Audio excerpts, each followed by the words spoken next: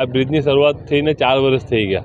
પહેલાં 1 કે 1.5 વર્ષ જે લોકોએ પૂર્ણ 2 વર્ષમાં પૂર્ણ કરવાની વાત હતી, એની જગ્યા પર 1.5 કે 2 વર્ષ તો ફક્ત એને તોડવામાં એ લોકોએ બગાડી નાખ્યા। અને આજે 4 વર્ષ પછી તમે જોઈ શકો કે બ્રિજનું 70% કામ હજુ બાકી છે। કાલે 1 કે 2 ગટર ચડાવીને એ બિલિંગ માટે, કારણ કે હું બી એક કોન્ટ્રાક્ટર છું, મને ખ્યાલ છે બિલિંગની પ્રક્રિયા, કે આ બિલિંગ માટે ગટર ચડાવ્યા જેથી કરીને અમુક એમાં સ્લેબ હોય કે તમારા પિલર બનતા હોય તો આટલા % પૈસા નીકળે, ઉપર ગટર મૂકો તો આટલા % નીકળે, એની ઉપર સ્લેબ નાખો તો આટલા % નીકળે। બાકી તો તમે જોઈ શકો કે હજુ આપણે કોપરલી રોડ તરફનો જે ફાટો છે એમાં બિલકુલ કામગીરી થઈ નથી, કે અહીંયાથી આગળ જવાના રોડ પર બી કોઈ કામગીરી કરવામાં નથી આવી। એ જ પ્રમાણે ચલામાં જે આપણું સર્કલ છે, ગોલ્ડ કોઈન સર્કલની આગળ પણ કોઈ કામગીરી કરવામાં આવી નથી। મુશ્કેલી એટલે કે લોકો, છોકરાઓની સ્કૂલો, આજે નાના બાળકો બહુ બધા સ્વામિનારાયણ સ્કૂલમાં જાય છે, બહુ બધા વેસ્ટમાંથી ઈસ્ટમાં આવે છે।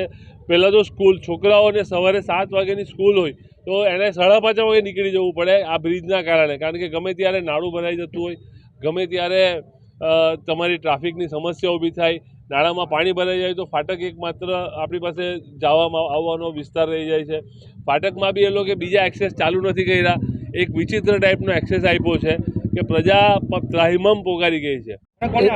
આવેદનપત્ર અમે વાપી શહેર કોંગ્રેસ તરફથી આપવામાં આવ્યું છે, કારણ કે આ બ્રિજનું ખાતમુહૂર્ત કરીને મતલબ આજે 4 વર્ષ પૂરા થવા આવ્યા, તે છતાં મતલબ બ્રિજનું કામ 30% પણ નથી થયું। અને અહીંની વાપીની જનતા એટલી બધી હેરાન પરેશાન છે, કારણ કે તમારે સ્કૂલનું ભણતર મતલબ એજ્યુકેશન બગડી રહ્યું છે, કોઈનો વેપાર ધંધા બગડી રહ્યા છે, નોકરીયાતની નોકરી બગડી રહી છે, અને જે આવવા જવા માટે ઈસ્ટ ને વેસ્ટમાં મતલબ એટલા પરેશાન કે લોકોએ બાજુમાં ઘર લેવું પડે, રૂમ લેવું પડે ભાડુતરી, એવી પરિસ્થિતિ થઈ ગઈ। પણ આ સરકારમાં મતલબમાં અધિકારીઓ, જાડી ચામડીના અધિકારીઓને કંઈ પલ્લી નથી, અને મતલબમાં એ લોકોને ખાલી પ્રજાને હેરાન કરવા સિવાય બીજું કંઈ આવડતું જ નથી। દરેક આ રોડ રસ્તા જો આ બ્રિજના કામ, દરેક બ્રિજના કામ અટકેલા છે, તો આ બ્રિજ મતલબમાં નહીં પૂર્ણ થાય છે। 10 અંડરબ્રિજનું કામ પણ હજુ મતલબમાં કોઈ એનું ઠેકાણું નથી।